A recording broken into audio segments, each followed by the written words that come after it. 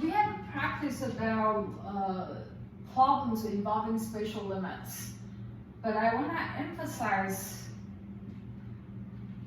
that it is very important when you do limits, you must not only look at the what, but you also look at the where. So here I have two limits that I need to evaluate. Same functions, the same function in both limits. However, I have different where, okay? So over here,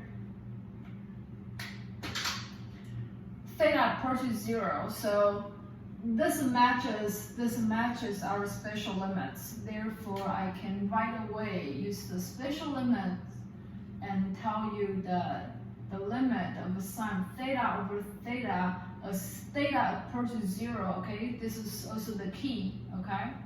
Must have the where and the what. And then I know this is equal to 1, okay? This example, however, I have the same what as what I have in the spatial limit, but the where is different, okay? This is pi over 2.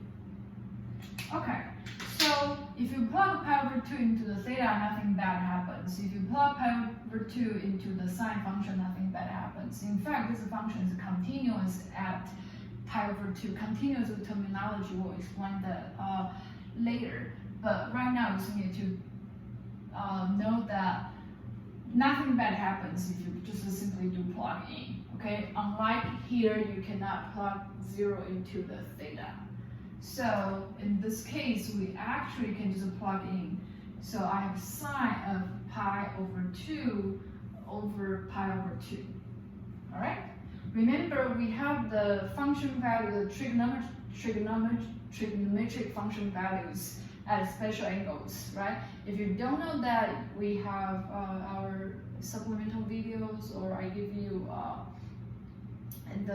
in our starter formulas. So anyways, you have a resource for finding this value.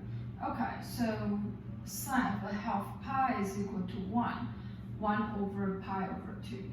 Okay, so when we have a number over a fraction, how do we simplify this?